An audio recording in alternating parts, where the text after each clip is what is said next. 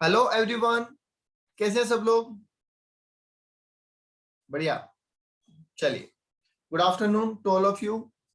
आज हम शुरू करने जा रहे हैं बेटा CMA inter, CA inter, CMA final, CMA final सभी के लिए बिजनेस एंड प्रोफेशन हेड का रिवीजन, जिसे आप पीजीबीपी के नाम से भी जानते हैं। यह बड़ा ही इंपॉर्टेंट चैप्टर है सर, तो इसको बड़ा ध्यान से रिवाइज कीजिएगा। राइट, तो चलिए शुरू कर रहे हैं हम चैप्टर बिजनेस एंड प्रोफेशन। ये चैप्टर सर जो कवर करता है सेक्शन 28 से लेके 44 सी तक के सेक्शन कवर करता है। राइट, चलो, तो सबसे पहला सेक्शन आ रहा है हमारा 28, जो कि चार्जिंग सेक्शन है। और चार्जिंग सेक्शन हमें ये बताता है कि सर हमारे इस हेड के अंदर कौन सी इनकम आएगी, कौन सी इनकम नहीं आएगी। ओके, तो चलिए शुरू कर रहे हैं। देखिए, सबसे पहले एक चार्ट बना के मैंने आपको यहाँ पे दिया है कि सर आप बिजनेस कर रहे हैं, आप प्रोफेशन कर रहे हैं, आप वोकेशन कर रहे हैं, आप इनमें से कोई भी एक्टिविटी कर रहे हैं, उससे होने वाली इनकम इस हेड के अंदर कवर होगी। उससे होने वाली इनकम सर इस हेड के अंदर कवर होगी। सर बिजनेस में क्या आता है? बिजनेस में ट्रेडिंग आता है, मतलब माल खरीदना और बेचना। मैन्युफैक्चरिंग आता है, माल बना के बेचना। और सर कॉमर्शियल एक्टिविटी जैसे कि सैलून हो गया, कोई टेंट हाउस हो गया, रेंटिंग का बिजनेस हो गया, वो सब इसमें आ जाता है। प्रोफेशन, सर प्रोफेशन वो जिसके अंदर किसी स्पेशल लर्निंग की रिक्वायरमेंट होती है। स्पेशल लर्निंग मतलब sir CA, CS, CMA, doctor, engineer, architect, ठीक है, इंटीरियर डिजाइनर, वो सब सर इसमें कवर होते हैं। राइट, और वोकेशन मतलब सर जो पुश्तैनी काम कर रहे हैं, जैसे हलवाई है, सुनार है, लोहार है, वो उस तरीके के लोग इसमें आ जाते हैं। सिंगर है, वो सब तरीके के लोग इसमें आ जाते हैं जो नेचुरल एबिलिटी से पैसे कमाते हैं। ठीक है, अपने टैलेंट से पैसे कमाते हैं, उनको किसी डिग्री की जरूरत नहीं है। ओके, अब सेक्शन 28 कहता है कि सर अगर हम बिजनेस कर रहे हैं तो उससे होने वाली इनकम तो बीएनपी में आएगी ही आएगी। कुछ इनकम और भी है जो बीएनपी में स्पेशली आती है, तो उनके बारे में थोड़ा सा यहाँ पे और बताया मैंने आपको। क्या क्या? कॉम्पनसेशन रिसीव्ड फॉर टर्मिनेशन और change in contract of managing affairs. इसका मतलब क्या है? मान लीजिए कंपनी का सर एक होल टाइम डायरेक्टर है, ठीक है। जो कंपनी के होल टाइम डायरेक्टर होते हैं, एग्जीक्यूटिव डायरेक्टर होते हैं, ठीक है, वो तो कहाँ चले जाते हैं सर? वो तो सैलरी हेड में चले जाते हैं, क्योंकि वो तो उनको जो पैसा मिलता है वो तो सैलरी में मिलता है। उसके अलावा सर जो नॉन एग्जीक्यूटिव डायरेक्टर होते हैं, ठीक है, और बाकी जो डायरेक्टर होते हैं, उनकी सैलरी या तो बीएनपी में आ जाती है, और कुछ जो उनका सिटिंग फीस वगैरह है वो अदर सोर्स में आ जाता है। ठीक है, अब उनके साथ जब हमने उनको अपॉइंट किया था, और मान लीजिए कोई टर्म्स एंड कंडीशन फिक्स किए थे, कोई कॉन्ट्रैक्ट बनाया था हमने, और बाद में उस कॉन्ट्रैक्ट को चेंज कर दिया जाता है, जिसकी वजह से उन्हें कॉम्पनसेशन देना पड़ता है, तो वो कॉम्पनसेशन उनके लिए बीएनपी इनकम होगा। ठीक है, वो कॉम्पनसेशन उनके लिए क्या हो जाएगा sir? BNP income. Right, compensation received on terms of agency. भाई सेम चीज है कि अगर हमने किसी को एजेंसी होल्डर बनाया, किसी को फ्रेंचाइजी दी, किसी को एजेंट बनाया, उसकी इनकम जो हमसे हो रही है वो बीएनपी इनकम है। और कल को अगर हम उसके टर्म्स एंड कंडीशन में चेंज कर देते हैं और उसकी वजह से हमें उसको कोई कॉम्पनसेशन देना पड़ता है, तो वो भी उसके लिए क्या हो जाएगी सर? बीएनपी इनकम हो जाएगी। राइट, आगे सर लिखा है कि कोई ट्रेड और प्रोफेशनल यूनियन जो होते हैं, ठीक है, जैसे ये नहीं सुना आपने, व्यापार मंडल, है ना, तो वो लोग जो होते हैं उनकी अगर कोई इनकम है तो वो भी बीएनपी हेड में आएगी सर। आगे लिखा sir any perquisite facility gift whether convertible into money और नॉट रिसीव्ड ड्यूरिंग बिजनेस और प्रोफेशन। आप एक डॉक्टर हैं सर, आप ट्रीटमेंट करने के लिए कहीं क्लाइंट के प्रीमाइसेस पे जाते हैं, ठीक है, आप जयपुर में रहते हैं और आपको दिल्ली से बुलाया जाता है कि भैया हमारा एक पेशेंट क्रिटिकल सिचुएशन में, हम चाहते हैं आप विजिट करो।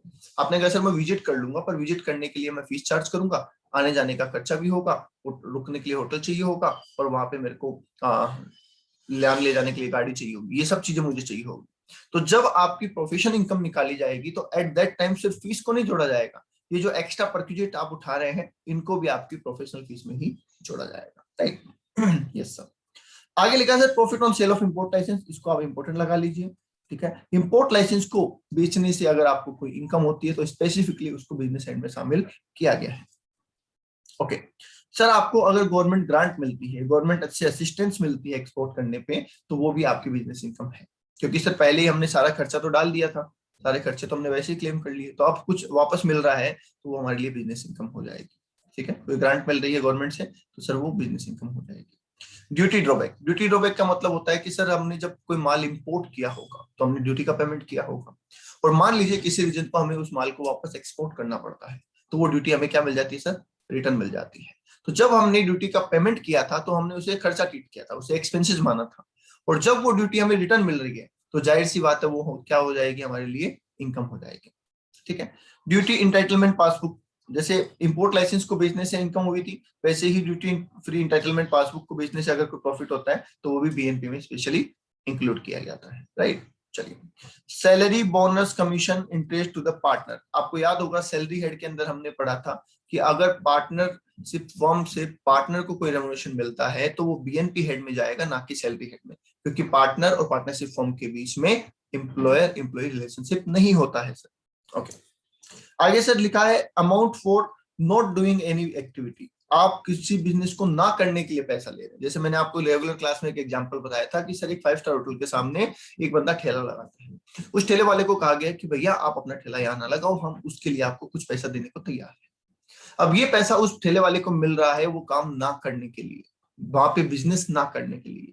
तो इस इनकम का रीजन क्या है सर? बिजनेस है। तो ये इनकम कहाँ जाएगी सर? बीएनपी के अंदर जाएगी। Right. Okay. Income received for not sharing any know how, patent, copyright, trademark. आपको बोला गया कि सर आपने हमें जो टेक्नोलॉजी दी है वो आप किसी और को मत देना, ठीक है, तो हम आपको उसके लिए एक्स्ट्रा पेमेंट कर सकते हैं।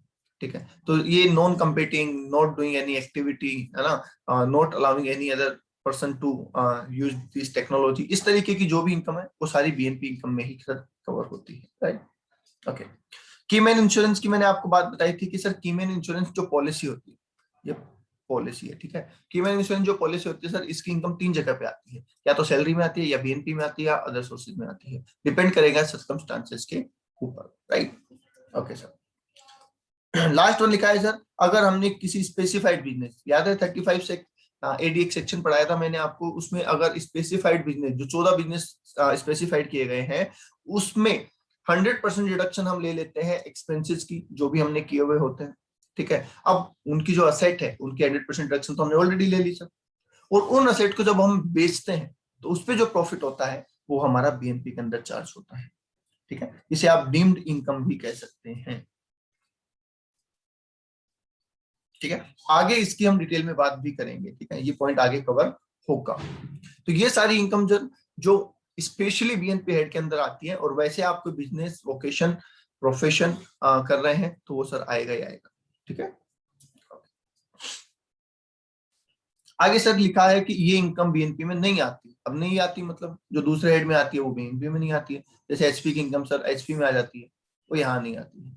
ठीक है। डिविडेंड अगर आपको मिलता है शेयर्स पे, डिविडेंड अगर आपको शेयर्स पे मिलता है तो वो चला जाता है सर अदर सोर्स में। आपको कि सर ये बताने वाली बात क्या है, एक बार इसको ध्यान से समझो, ये इंपॉर्टेंट पॉइंट है।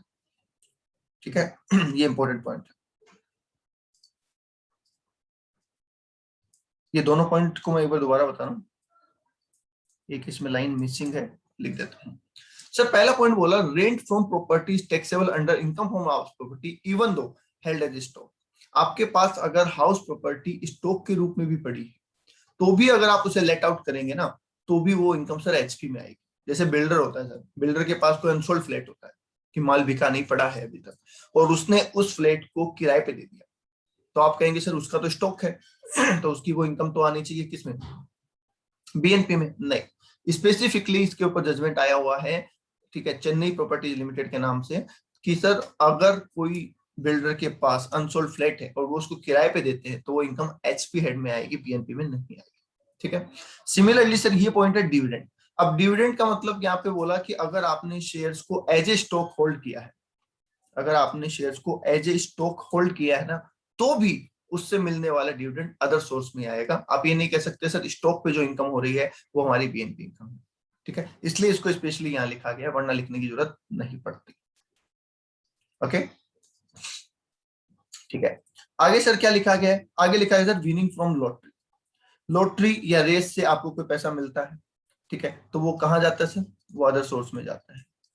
ठीक है। अब आप कहोगे सर इसमें बताने वाली क्या बात? इसमें भी सेम बात है कि अगर आपका रेगुलर बिजनेस एक्टिविटी है ऐसी, ठीक है, लॉटरी लगाना आपका डेली का काम है, तो भी अगर लॉटरी लगती है तो भी वो अदर सोर्स में आएगी, वो बिजनेस में नहीं आएगी। ठीक है। ओके। आगे लिखा है sir Sum taxable under the head capital gain for the purpose of 28 shall not be taxable under this head. मतलब जैसे sir profit on sale of route permit, मान लीजिए आपके पास बिजनेस की कोई एसेट है सर, बिजनेस की एसेट है, अब आपने उसको बेचा, तो उससे होने वाला फायदा भी कैपिटल गेन में जाएगा, क्योंकि वो जो एसेट है उसका नेचर सर कैपिटल एसेट का है, तो उससे होने वाला फायदा या नुकसान कैपिटल गेन में जाएगा, बीएनपी में नहीं आएगा, वो यहाँ पे बोला गया है। समझ गए? तो अगर आपको किसी बिजनेस एसेट को बेचने से, आपको याद होगा जब हम कैपिटल गेन पढ़ते हैं तो वहां पे भी हम पढ़ते हैं कि सर डेप्रिशिएबल एसेट को अगर अपन बेचेंगे तो उस पर sir short term capital gain होगा हमेशा, चाहे वो बिजनेस की एसेट है, बिजनेस की है तो ही डेप्रिशिएबल है, वरना तो डेप्रिशिएबल होती नहीं है। ठीक है, ओके, आई होप यहाँ तक क्लियर होगा। ओके सर, और भी कुछ बातें, कॉम्पनसेशन को मिला बीएनपी में आ जाएगा सर। ठीक है, और अगर कन्वर्जन किया गया, ये पॉइंट अच्छा है, 2018 के फाइनेंस एक्ट में ऐड किया गया था।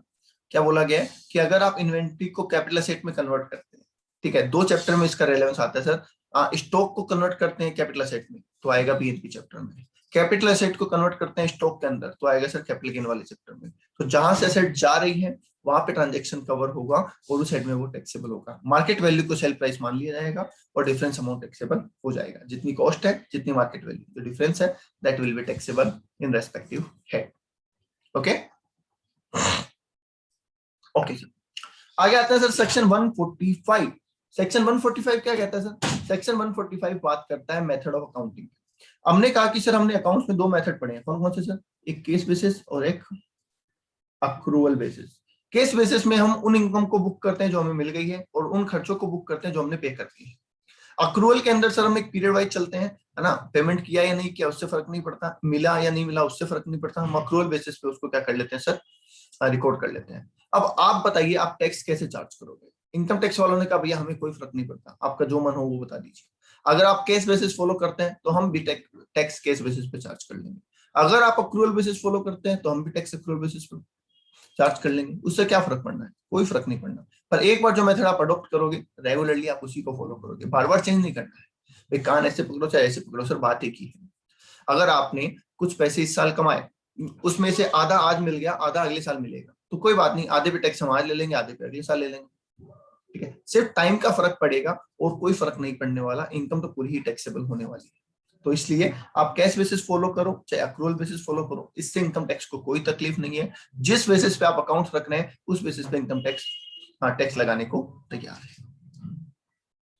सर ठीक है सर, अब आते हैं सर सेक्शन 29 के ऊपर। अच्छा एक चीज और बता दूं, ये जो सेक्शन है 145 ये 2 ही चैप्टर पे लगता है, एक बीएनपी पे और एक अदर सोर्स पे। ठीक है, salary, HP and capital gain, इन तीनों से कोई मतलब नहीं है मेथड ऑफ अकाउंटिंग का। ठीक है, तो इसका रिलेवेंस 2 ही चैप्टर के अंदर आता है। चलिए सर, सेक्शन 29 क्या कहता है? सर सेक्शन 29 ये कहता है कि आपके पास बीएनपी की इनकम निकालने के 2 तरीके हैं सर। कौन कौन से हैं सर? एक डायरेक्ट मेथड सर और एक इनडायरेक्ट मेथड। ओके, अब सर हमें एग्जाम में कौन सा मेथड लगाना है डिपेंड करता है सर आपको इन्फॉर्मेशन क्या दे रखी है। अगर आपको इन्फॉर्मेशन दे रखी है जैसे कि सर केस बेसिस पे आप अकाउंट रखते हैं तो आपको या तो क्या देगा, रिसिप्ट एंड पेमेंट अकाउंट देगा। ठीक है, तो रिसिप्ट एंड पेमेंट अकाउंट देगा तो आपके पास नेट प्रॉफिट है नहीं, तो आप कौन सा मेथड लगाएंगे sir? Direct method. Direct method मतलब सर सारी इनकम ले लो, सारे बिजनेस के खर्चे ले लो, सारी बिजनेस की इनकम सारे बिजनेस के खर्चे, जो बचा वो बीएनपी इनकम। ठीक है, आपको मान लीजिए बैंक अकाउंट दे रखा है, ध्यान से सुनना, आपको बैंक अकाउंट दे रखा है, आपको कैश अकाउंट दे रखा है, आपको रिसिप्ट एंड पेमेंट अकाउंट दे रखा है। इन तीनों ही अकाउंट के अंदर आपको प्रॉफिट गिवन नहीं होता है, राइट? तो इन दैट केस आप डायरेक्ट मेथड यूज कीजिए, जिसके अंदर आप क्या कहेंगे, सारी बिजनेस की इनकम सारे बिजनेस के खर्चे, जो बच गया वो बिजनेस की इनकम। ठीक है, मतलब बिजनेस का प्रॉफिट। आप कहते हैं कि सर हमें तो पीएनएल दे रखा है, ठीक है, हमें तो इनकम एंड एक्सपेंडिचर अकाउंट दे रखा है, क्या दोनों ही अकाउंट में आपके पास प्रॉफिट होगा? हाँ सर, दोनों ही अकाउंट में हमारे पास प्रॉफिट या सरप्लस होगा। तो इन दैट केस आप इनडायरेक्ट मेथड यूज कर सकते हैं, जिसके अंदर सर आप नेट प्रॉफिट लिखेंगे, जो खर्चे डिसअलाउड है उनको ऐड करेंगे, जो इनकम बिजनेस से रिलेटेड है पर पीएनएल में चार्ज नहीं है उनको आप ऐड कर देंगे सर।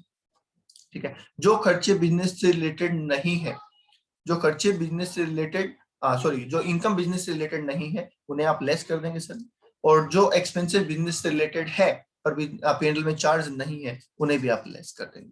दोबारा सुन लीजिए सर, 4 एडजस्टमेंट करने हैं। हमने एक P&L अकाउंट बना रखा होगा, हमने एक P&L अकाउंट बना रखा होगा, और वो P&L अकाउंट एज पर, वो P&L अकाउंट जो बना रखा होगा वो कैसे बना रखा होगा सर, वो एज पर अकाउंटिंग रूल्स बना रखा होगा। तो इनकम टैक्स वाले कहते हैं कि भैया अकाउंटिंग रूल अलग है, हमारा रूल अलग है। तो हम क्या कह रहे हैं आपको, आप नेट प्रॉफिट उठाइए, उस नेट प्रॉफिट में से जो एक्सपेंसेस अलाउेबल नहीं है उनको हटा दीजिए। तो जब हटाएंगे तो उसको आप ऐड करेंगे, क्योंकि उससे प्रॉफिट बढ़ेगा, राइट। और जो इनकम बिजनेस की नहीं है सर, उन्हें भी हटा दीजिए। तो जब उनको आप हटाएंगे तो आप लेस करेंगे, क्योंकि उनसे प्रॉफिट घटेगा, राइट। तो इसका मतलब P&L में दोनों दोनों आइटम दे रखे थे, हमने दोनों को एडजस्टमेंट कर दिया। खर्चे हटाने थे तो ऐड कर दिया, इनकम हटानी थी तो लेस कर दी। ठीक है, 2 एडजस्टमेंट तो ये हो गए। फिर एडिशनल इंफॉर्मेशन से सर हमें पता चलता है कि कई एक्सपेंसेस ऐसे हैं जो बिजनेस के हैं पर बिजनेस में लिखे हुए नहीं है सर, बिजनेस के तो हैं पर बिजनेस में नहीं लिखे हुए। ठीक है, कैसे सर, ऐसा कौन सा खर्चा होता है जो बिजनेस का और बिजनेस में नहीं लिखा हुआ? सर मान लीजिए depreciation as per income tax, accounts वाले को थोड़ी पता था इनकम टैक्स के हिसाब से डेप्रिसिएशन कितना है। ठीक है, उसने तो जो बनाया होगा वो अकाउंट्स के हिसाब से बनाया होगा। तो जो डेप्रिसिएशन P&L में दे रखा होता है उसे तो हम क्या कर देते हैं सर, डिसअलाउ, कि भैया अकाउंट्स वाले तुम तुम्हारा डेप्रिसिएशन संभालो, हम इसको डिसअलाउड कर रहे हैं, उसको तो हम ऐड कर देते हैं सर। और जो depreciation as per income tax होगा सेक्शन 32 के हिसाब से, उसको हम लेस कर देंगे कि ये वाकई में लेस होना चाहिए। ठीक है, जो जनरली आपको एडिशनल इंफॉर्मेशन में दे रखा होगा। ठीक है, तो वो आप लेस कर देंगे सर। अब एडिशनल इंफॉर्मेशन में कोई ऐसी इनकम दे रखी है जो अकाउंटेंट ने सर P&L में चार्ज नहीं करी, P&L में नहीं लिखी। ठीक है, जैसे ड्यूटी ड्रॉबैक है, उसको पता नहीं था ड्यूटी ड्रॉबैक का क्या करना है। ठीक है, तो उसने इनकम में नहीं डाला, हमें डालना है, क्योंकि हमें तो पड़ा हुआ है सर कि जो ड्यूटी ड्रॉबैक है वो BNP इनकम होती है, तो उसको हमें ऐड कर देना है। तो हमारे पास फाइनली BNP इनकम निकल के आ जाएगी। ओके, ठीक है, तो दोबारा बोल देता हूँ सर, अगर हमें bank account, cash account, receipt payment account दे रखा हो तो आप लगाएंगे sir direct method. Direct method का मतलब सारी बिजनेस से रिलेटेड इनकम लिखेंगे, सारे बिजनेस से रिलेटेड खर्चे लिखेंगे, उनको लेस करेंगे तो बिजनेस प्रॉफिट निकल के आ जाएगा। ठीक है, अगर आपको सर P&L अकाउंट या इनकम एंड एक्सपेंडिचर अकाउंट दे रखा हो तो इन दैट केस आप नेट प्रॉफिट उठाएंगे और उसको एडजस्ट करेंगे, डिसअलाउड खर्चों को जोड़ देंगे और जो इनकम बिजनेस से रिलेटेड नहीं है उनको घटा देंगे। जो खर्चे बिजनेस से रिलेटेड है पर नहीं लिखे हुए उनको घटा देंगे, जो इनकम बिजनेस से रिलेटेड है पर नहीं लिखी हुई उसको जोड़ देंगे। लो जी साहब, 4 एडजस्टमेंट आसानी से कर देने हैं, करते ही हमारी बिजनेस की इनकम निकल के आ जाएगी। ठीक है, कंफ्यूज होने की सर बिल्कुल भी जरूरत नहीं है। ओके, अब सर ये एडजस्टमेंट करते टाइम पे, ये वाले सारे एडजस्टमेंट करते टाइम पे हमें एक बात का पता होना जरूरी है कि कौन से इनकम बिजनेस की है और कौन सी इनकम बिजनेस की नहीं है, कौन से खर्चे सर बिजनेस के हैं और कौन से खर्चे बिजनेस के नहीं है। अगर आपने एक्सपेंसेस और इनकम का क्लासिफिकेशन करना सीख लिया तो क्या आपके लिए ये एडजस्टमेंट करना इजी हो जाएगा सर? यस सर, बिल्कुल इजी हो जाएगा। ठीक है, अब ये जानने के लिए, ध्यान से सुनना, ये जानने के लिए, इनकम को जानने के लिए सेक्शन 28 और एक्सपेंसेस को जानने के लिए सेक्शन 32, 38 ये रिक्वायरमेंट है। कैसे सर? देखिए एक बार वापस ऊपर आइए, ये टेबल हमने सेक्शन 28 में देखी थी। क्या इससे हमें ये पता चलता है सर कौन सी इनकम बिजनेस की और कौन सी नहीं है? हाँ सर, पता तो चलता है। तो बस हो गया काम। इस टेबल को अगर आप समझ लेंगे तो सर यहाँ पे ये तो पता चल जाएगा कि कौन सी इनकम बिजनेस की है और कौन सी इनकम बिजनेस की नहीं है सर, राइट? यस सर, इसमें तो कोई दिक्कत नहीं आने वाली है। अब बात चलती है सर एक्सपेंसेस कौन से अलाउ है और कौन से नहीं है। उसके लिए हमें आगे सेक्शन पढ़ने पड़ेंगे 30 to 38, राइट? चलिए सर, यहाँ पे बोला गया कि सर कोई भी एक्सपेंस अलाउ जो होता है 30 to 37 में, 38 इन्होंने नहीं लिखा है यहाँ पे। क्यों नहीं लिखा है? क्योंकि 38 बात करता है प्रोपोर्शनेट एक्सपेंसेस की, वो मैं बता दूंगा आगे किस चीज का है। ठीक है, ये कोई स्पेसिफिक एक्सपेंसेस की बात नहीं करता, ये सिर्फ इतना बोलता है 38 कि जो एक्सपेंसेस ऑफिस और पर्सनल दोनों में यूज आते हैं उसका जितना ऑफिशियल पार्ट है वो अलाउ कर दो, जितना पर्सनल पार्ट है वो डिसअलाउ कर दो। इसलिए यहाँ पे 30 to 37 ही लिखा हुआ है। ओके सर, सर कोई एक्सपेंसेस अलाउ कब होगा? तो देखिए दो तरीके के एक्सपेंस हम करते हैं सर, कैपिटल और रेवेन्यू। हम एक्सपेंसेस को तब अलाउ करेंगे जब वो रेवेन्यू नेचर का होगा, कैपिटल एक्सपेंसेस को हम अलाउ नहीं करते हैं। तो हमें बोला गया कैपिटल एक्सपेंसेस जो है सर वो अलाउड नहीं है, जबकि जो रेवेन्यू नेचर के एक्सपेंसेस है वो अलाउड हो जाएंगे। अब एक सवाल आता है सर यहाँ पे कि सर कैपिटल एक्सपेंसेस अलाउड क्यों नहीं है? वो भी तो बिजनेस में ही किए गए हैं, वो भी तो इनकम कमाने के लिए किए गए हैं। तो मैं ये आपसे कहूंगा कि सर कैपिटल एक्सपेंसेस अलाउ है पर वो दूसरे फॉर्म में अलाउ होते हैं। वो एजेंट कैपिटल एक्सपेंसेस अलाउड नहीं होते, हम उनको कन्वर्ट करते हैं रेवेन्यू फॉर्म में, जिसको हम डेप्रिसिएशन का नाम देते हैं या अमोर्टाइजेशन का नाम देते हैं। मतलब सर, मतलब ये, मान लीजिए आपने कोई कैपिटल एक्सपेंसेस किया। कैपिटल एक्सपेंसेस का मतलब क्या, वो अलग से चीज थोड़ी होती है। कैपिटल एक्सपेंसेस का मतलब है जो लॉन्ग टर्म के लिए काम रहा है, राइट। अब आपने कोई एक्सपेंसेस किया सर, 5 लाख का एक्सपेंसेस किया आपने, और 5 साल वो काम आएगा, ठीक है, तो कैपिटल हो गया। 1 साल से ज्यादा काम आता है तो सर कैपिटल हो गया। तो हमें सिर्फ इतना सा करना है कि भैया 5 लाख का खर्चा हम अलाउ नहीं करेंगे, क्योंकि वो तो 5 साल का है। इस 5 साल के खर्चे को 1 साल में डिवाइड करो पहले, तो आप कहेंगे 1 साल का खर्चा होता है सर 1 लाख, उसको आप अलाउ कर देंगे, उसको आप अलाउ कर देंगे। इसको बोलते हैं अमोर्टाइजेशन या डेप्रिसिएशन, ठीक है। अगर इंटेंजिबल है तो अमोर्टाइजेशन बोल देंगे, टेंजिबल है तो सर डेप्रिसिएशन बोल देंगे, तो वो हो जाएगा। हुआ क्या इसमें बेसिकली कि सर जो 5 लाख का कैपिटल खर्चा था, हमने उसको 1 लाख के रेवेन्यू में कन्वर्ट कर दिया, या ऐसे बोलें कि जो 5 साल का खर्चा था, हमने उसको 1 साल के खर्चे में कन्वर्ट कर दिया, तो सर वो हमारा निकल के आ गया रेवेन्यू एक्सपेंस। समझ गए? तो अगर कोई थ्योरेटिकली आपसे सीधा पूछे कि सर कैपिटल एक्सपेंस अलाउ है या नहीं है, तो आपका जवाब होगा नो, कैपिटल एक्सपेंस अलाउड नहीं है, ठीक है। पर प्रैक्टिकली आपके माइंड में ये चलते रहना चाहिए कि कैपिटल एक्सपेंसेस अलाउ होते हैं इन फॉर्म ऑफ डेप्रिसिएशन और अमोर्टाइजेशन, राइट। Okay sir. दूसरी बात आ जाती है सर एक्सपेंसेस हम वही अलाउ करेंगे जो बिजनेस से रिलेटेड हो। हम बिजनेस की इनकम निकाल रहे हैं तो वही तो खर्चे लेस करेंगे जो बिजनेस से रिलेटेड हो, ठीक है। शादी में आपने नोट की गड्डी उड़ा दी, दोस्त नाच रहा था, दोस्त के ऊपर उछाल उछाल के गड्डी उड़ा दी पूरी, क्या हम उसको बिजनेस में खर्चा मान लेंगे? नहीं सर, कमाने के लिए थोड़ी किया वो, ठीक है, वो तो पर्सनल नीड है हमारी, पर्सनल हमारा डिसीजन है, तो उसको अलाउ नहीं करेंगे। तभी अलाउ करेंगे जब वो बिजनेस से रिलेटेड चीज हो, कोई भी एक्सपेंसेस, राइट, ठीक है। तीसरी बात है sir anticipated loss. Anticipated loss का मतलब जो सर हो सकता है फ्यूचर में हो जाए या होने वाला है, जब तक लॉस हो नहीं जाता तब तक लॉस को अलाउ नहीं किया जाता, जब तक खर्चा हो नहीं जाता तब तक उसे अलाउ नहीं किया जाता। जैसे सर प्रोविजन बनाते हैं, अब प्रोविजन क्या होता है? हो सकने वाला लॉस, पोटेंशियल लॉस, कि जो फ्यूचर में भी हो जाए, तो हम उसको कभी अलाउ नहीं करते। इसलिए इनकम टैक्स में किसी तरीके का प्रोविजन बनाना अलाउ ही नहीं है, ठीक है। तो no deduction are allowed on anticipated loss. जो लॉस हो सकने वाले हैं जैसे कि provision for bad and doubtful debts है सर, वो अलाउ नहीं है।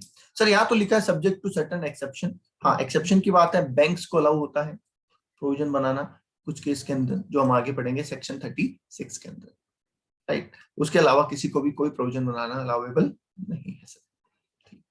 ओके सर, दूसरा आता है नोशनल एक्सपेंसेस। अब नोशनल एक्सपेंसेस क्या होते हैं सर? कोस्टिंग में आपने इसको बहुत अच्छे से पढ़ा होगा, नोशनल एक्सपेंसेस का मतलब क्या होता है। देखिए, इनकम टैक्स का एक बहुत बड़ा गोल्डन रूल है, मैं आपको हाईलाइट कर देता हूं, आप उसको याद रखेंगे। No one can earn income from himself और हरसेल्फ।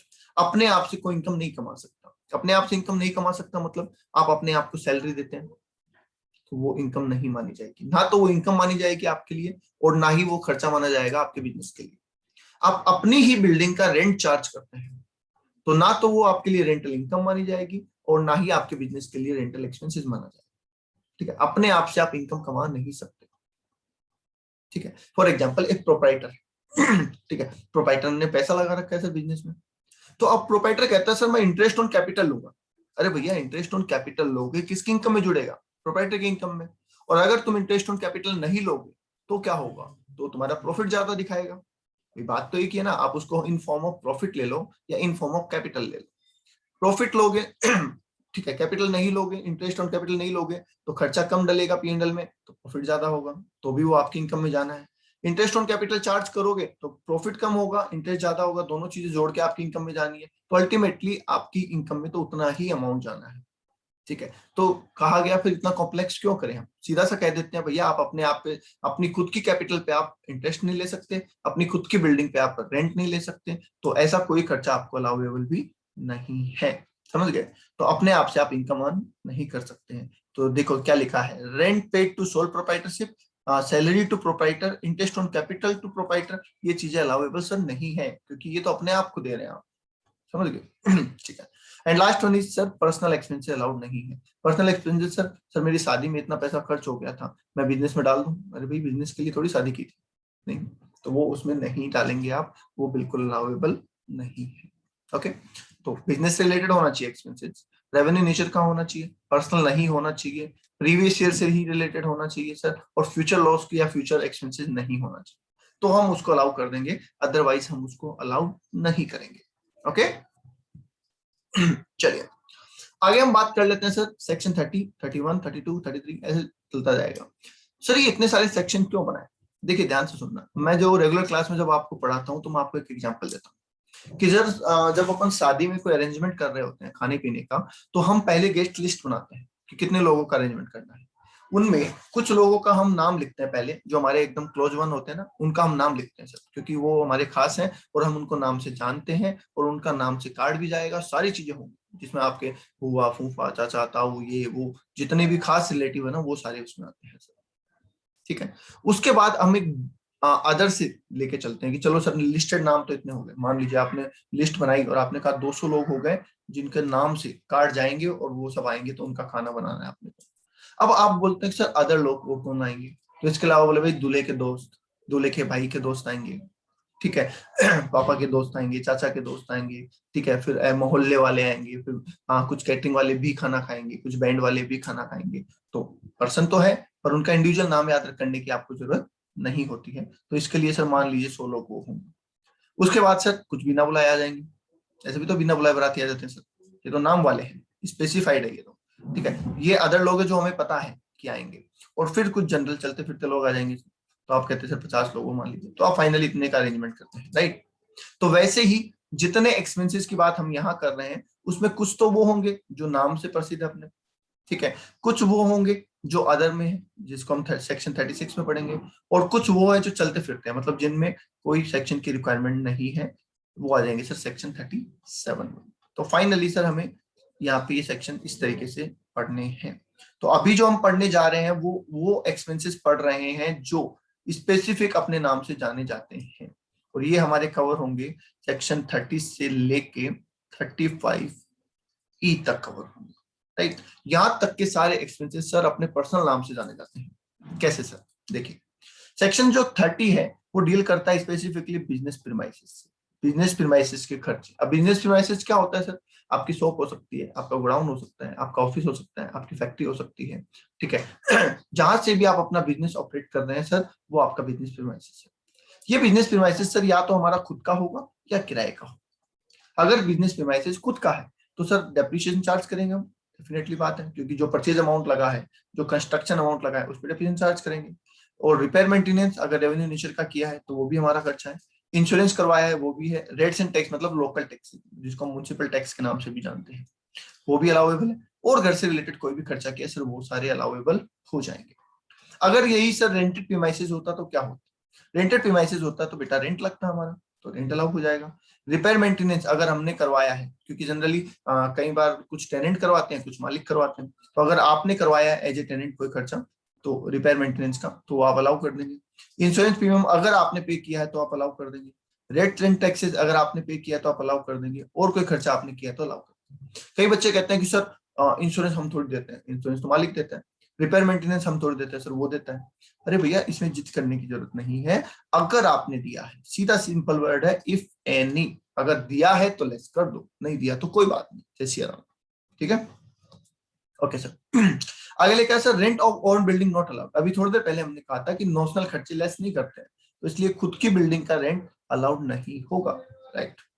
आगे लिखा है सर को ओनरशिप। को ओनरशिप का मतलब अगर एक ही प्रॉपर्टी के सर दो मालिक हैं, तो उस प्रॉपर्टी से रिलेटेड जितना भी खर्चा होगा वो दोनों मालिकों में बटेगा, और दोनों अपने अपने बिजनेस में उसको चार्ज कर सकते हैं सर, तो प्रोपोर्शनेट हो जाएगा। ओके सर ठीक है। आगे लिखा है सर प्रोप्राइटर को अगर रेंट दिया है, प्रोप्राइटर को अगर रेंट दिया है तो वो डिसअलाउड हो जाएगा, ठीक है, पर पार्टनर को अगर रेंट दिया है तो वो अलाउ हो जाएगा। मतलब सर मतलब सर ये बताओ वापस से, ये तो गड़बड़ हो गया। गड़बड़ नहीं हुआ, सुनो। देखिए प्रोप्राइटरशिप बिजनेस के अंदर मालिक कौन होता है सर? प्रोप्राइटर होता है। बिजनेस कौन सा होता है? प्रोप्राइटरशिप होता है, मतलब मालिक भी वही है, बिजनेस भी उसी का है। तो इसलिए प्रोप्राइटर्स की जो बिल्डिंग होती है उसका रेंट उसको अलाउड नहीं होता है। पर पार्टनरशिप फॉर्म के अंदर फॉर्म अलग होती है सर, पार्टनर अलग होता है। तो अगर किसी पार्टनर ने अपनी बिल्डिंग अपना ऑफिस फॉर्म को दिया है एज ए टेनेंट कि भाई आप मेरा ऑफिस किराए पे ले लो, तो वहां से जो रेंट मिलेगा पार्टनर को, वो पार्टनर के लिए इनकम है और फर्म के लिए एक्सपेंसिव है। ओके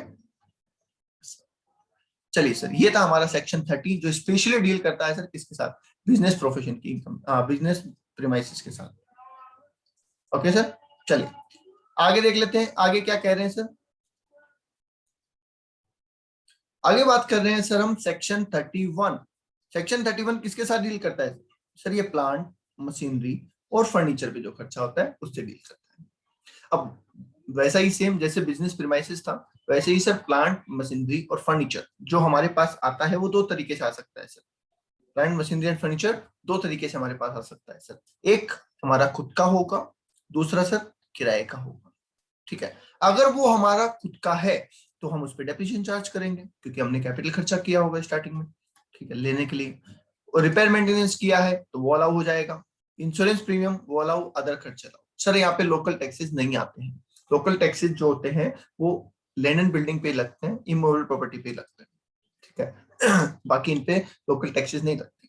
आप बोलेंगे sir GST, GST local tax नहीं है। जीएसटी का अगर आपको क्रेडिट मिला है तो आप उसको कॉस्ट में ऐड नहीं करेंगे, और अगर क्रेडिट नहीं मिला है तो आप उसको कॉस्ट में ऐड कर देंगे, राइट। अगर रेंटेड प्रीमाइसेस तो सर रेंट जो हमने पे किया है वो अलाउ हो जाएगा।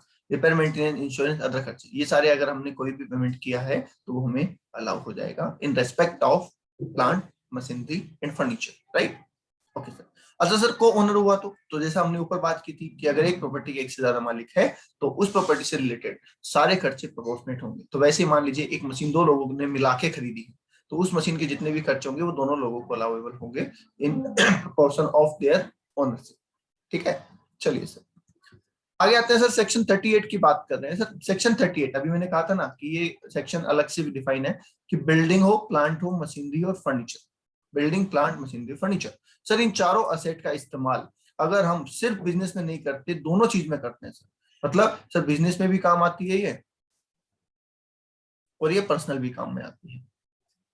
तो क्या होगा, होगा क्या, बिजनेस का जो प्रपोर्शन है वो तो अलाउ हो जाएगा, और जो पर्सनल प्रोपोर्शन है वो डिसअलाउड हो जाएगा, क्योंकि हमने इनिशियली पढ़ लिया था कि पर्सनल खर्चे अलाउड नहीं, राइट। इसमें सर क्वेश्चन कैसे आता है, क्वेश्चन ऐसा आएगा सर, पीएनएल में आपको दे रखा है जैसे कार एक्सपेंसेस, ठीक है, पीएनएल दे रखा है और पीएनएल में लिखा हुआ है सर कार एक्सपेंसेस, ठीक है, 10,000। नीचे एडिशनल इंफॉर्मेशन में लिखा है sir 2/3 of car used as personal. तो आपको क्या करना है, 2/3 एक्सपेंसेस डिसअलाउड कर देना है, 1/3 को अलाउ कर देना है, दैट्स इट। तो इस तरीके से इसका क्वेश्चन आता है। ओके सर, आगे आ जाइए sir. Section 32 most important section होता है। Section 32 is most important section of business and profession, ठीक है, तो इसको आपको बड़े ध्यान से ही समझना चाहिए। क्या कह रहा है सर, सर सेक्शन 32 डील कर रहा है डेप्रिसिएशन के साथ। पहली बात तो आप अपने माइंड में एक बात क्लियर कर ली, जैसा मैंने आपको रेगुलर क्लास में बताया है कि इनकम टैक्स में डेप्रिसिएशन निकालने का तरीका बिल्कुल अलग है, अकाउंट्स में आपने जो पढ़ा होगा वो बिल्कुल अलग है। तो अकाउंट्स के तरीके को इनकम टैक्स के तरीके से मैच करने की कोशिश ना करें। एक जो फाइनेंशियल स्टेटमेंट बनते हैं वो अकाउंटेंट अकाउंटिंग पॉलिसी के हिसाब से, अकाउंटिंग रूल के हिसाब से बनाता है। तो जो डेप्रिसिएशन आपको पेनल में दे रखा होता है उसे हम डिसअलाउड कर देते हैं क्योंकि वो एज पर अकाउंट्स होता है। और जो डेप्रिसिएशन हमें इनकम टैक्स के हिसाब से निकालना है वो निकाल के हम लेस कर देते हैं, वो जो सेक्शन 32 में कवर होता है। कई क्वेश्चन में हमें डेप्रिसिएशन निकालना पड़ेगा और कई क्वेश्चन में निकाल के दे रखा होगा। ओके सर, डेप्रिसिएशन होता क्या है, सबको पता है सर, रटा बताया आंसर है कि सर असेट के वियर एंड टियर की वजह से जो उसकी वैल्यू में गिरावट आती है उसे हम क्या कहते हैं सर, उसे हम कहते हैं डेप्रिसिएशन। तो decrease in value of fix asset due to wear and tear, obsolescence और इंफ्यूजन ऑफ टाइम, ठीक। तो बेसिकली डेप्रिसिएशन हम क्या करते हैं, डेप्रिसिएशन मैंने आपको क्लास में बताया हुआ है कि एक तरीके का सीक्रेट रिजर्व है। क्यों सीक्रेट रिजर्व है सर, क्योंकि ये एक नॉन कैश आइटम है सर, हम इसका पेमेंट किसी को नहीं करते, ये एक तरीके का सीक्रेट रिजर्व है, ठीक है। हम पैसा स्टोर कर रहे हैं, हम पैसा एक्यूमुलेट कर रहे हैं ताकि जब हमारी असेट खत्म हो जाएगी, ठीक है, वो यूजलेस हो जाएगी तो हम उसको हटा के नई असेट ला सके, इसके लिए हम पैसे का एक्यूमुलेशन कर रहे हैं, राइट। Yes sir, okay. तो देखिए कंडीशंस क्या है सर, कंडीशन ये है सर कि अगर आप डेप्रिसिएशन लगाना चाहते हैं तो पहली बात तो आपके पास सर फिक्स एसेट होनी चाहिए, तो ही आप डेप्रिसिएशन लगा सकते हैं, वरना नहीं लगा सकते, जाहिर सी बात है। अब फिक्स एसेट में भी 5 चीजों को एक्सक्लूड किया गया है। क्या क्या है सर वो 5 चीजें, सर एक तो लैंड है, एक गुडविल है, एक इन्वेस्टमेंट है, एक लाइव स्टॉक, और दूसरी लास्ट वन वो है जो असेट साइंटिफिक रिसर्च में काम आती है। सर इन पे डेप्रिसिएशन क्यों नहीं लगता? तो मैंने आपको क्लास में इसका रीजन बताया हुआ है। या तो इनकी लाइफ अनलिमिटेड है, जैसे लैंड है, लैंड की लाइफ क्या होती है सर? अनलिमिटेड होती है इनकी लाइफ। ठीक है, लाइफ स्टॉक क्या है सर? लाइफ अनलिमिटेड है सर। ठीक है, और या फिर इनकी पूरी रिडक्शन मिल चुकी है, जैसे कि साइंटिफिक रिसर्च में जो असेट काम में आती है उसकी सेक्शन 55 के अंदर 100% डिडक्शन मिल जाती है। तो जब ऑलरेडी 100% डिडक्शन मिल गई तो डिप्रीशिएशन देने का मतलब क्या है? ठीक है, जितना आपने पैसा लगाया उसकी डिडक्शन तो आपने क्लेम कर ली सेक्शन 35 में, तो फिर अलग से डिडक्शन देने की क्या जरूरत है? समझ गए? तो ये चीजें ऐसी हैं जिनके लाइफ डिटरमाइन नहीं है, अनलिमिटेड लाइफ है, और ये चीजें ऐसी है जिनको ऑलरेडी डिडक्शन मिल चुकी है, इसलिए इन पे डेप्रिसिएशन अलाउड नहीं होता है। ओके, दूसरी बात कही गई कि सर डेप्रिसिएशन लगाने के लिए आपको प्रॉपर्टी का ओनर होना जरूरी है। भाई किराएदार तो नहीं लगाएगा ना डेप्रिसिएशन, किराएदार क्यों लगाएगा? उसका थोड़ी पैसा इन्वेस्ट हुआ है जो वो रिकवरी करेगा। तो ओनर का पैसा इन्वेस्ट होता है, इसलिए ओनर रिकवरी करता है, एक्यूमुलेशन करता है। ठीक है सर। अब बोला गया सर ओनर के अंदर डीम्ड ओनर का भी एक कंसेप्ट यहाँ पे आता है। ठीक है, आप कहेंगे सर कैसे? तो सर हायर परचेज की बात कर लेते हैं। हायर परचेज में हायर परचेजर जो होता है वो मालिक कब बनता है? वो मालिक तब बनता है जब वो आखिरी इंस्टॉलमेंट पे करता है। अब आखिरी इंस्टॉलमेंट पे करने के बाद मालिक बनेगा, और बाद में अगर डेप्रिसिएशन चार्ज करेगा तब तक तो असेट खराब हो चुकी होगी। ठीक है, क्योंकि लोन तो लंबा चलेगा। तो इसलिए बोला गया कि भैया इस केस में हम आपको पहले ही दिन से मालिक मान लेते हैं for the purpose of claiming depreciation. Depreciation claim करने के लिए हम आपको पहले दिन से ही मालिक मानने को तैयार है सर। ठीक है, तो हायर परचेज के केस में जो हायर परचेजर होता है उसे मालिक मान लिया जाता है पहले दिन से ही। चाहे वैसे वो मालिक बनेगा आखिरी इंस्टॉलमेंट पे करने पे, पर इनकम टैक्स में for the purpose of depreciation उसको पहले दिन से मालिक मान लिया जाता है। ठीक है ठीक है। लीज असेट के अंदर सर, लीज असेट के अंदर मालिक कौन होता है? सर लीज असेट के अंदर लेसर को मिलेगा डेप्रिसिएशन। किसको मिलेगा सर? लेसर को मिलेगा, चाहे वो ऑपरेटिंग लीज है और चाहे वो फाइनेंसिंग लीज है। ये एक सीबीडीटी का सर्कुलर आया था, उसमें डिफाइन किया गया था कि चाहे वो क्या है, चाहे वो ऑपरेटिंग लीज है चाहे वो फाइनेंसिंग लीज है, दोनों ही केस में लेसर को ही डेप्रिसिएशन मिलेगा। ओके, आगे है sir case of construction. In case of construction on lease hold land, हमने जमीन तो ली लीज पे और कंस्ट्रक्शन खुद ने करवाया, तो भैया जमीन के तो हम मालिक नहीं है, और जमीन पे तो वैसे भी डेप्रिसिएशन नहीं लगता, तो वो तो हम वैसे क्लेम नहीं कर सकते।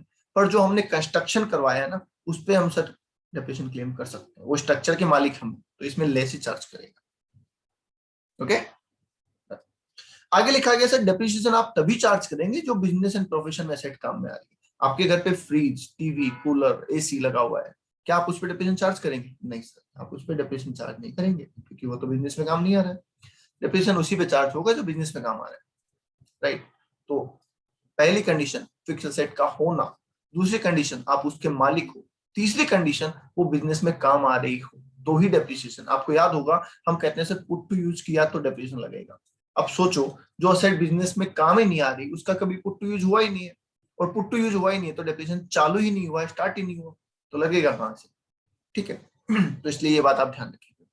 आगे लिखा है sir asset must be used in previous year. मान लो आपने बिजनेस के लिए ये असेट परचेज की, एक ऐसा भी केस पढ़ाया हुआ मैंने आपको कि आपने असेट बिजनेस के लिए ही परचेज की, पर उसको पुट टू यूज नहीं किया, है ना? उसको पुट टू यूज नहीं किया। सर ऐसा कैसे हो सकता है? देखिए, आपने मार्च में एक असेट एक्वायर की, अभी लेटेस्ट मार्च में आपने एक असेट एक्वायर की, ठीक है, लॉकडाउन लग गया सर, लॉकडाउन लग गया तो आप उस असेट को बिजनेस में काम ले ही नहीं पाए, पैकेट जो लाए थे ना, जैसा पैकिंग का पैकिंग वैसा का वैसा ऑफिस में रखा है, क्या आप उस पर डेप्रिसिएशन चार्ज कर सकते हैं?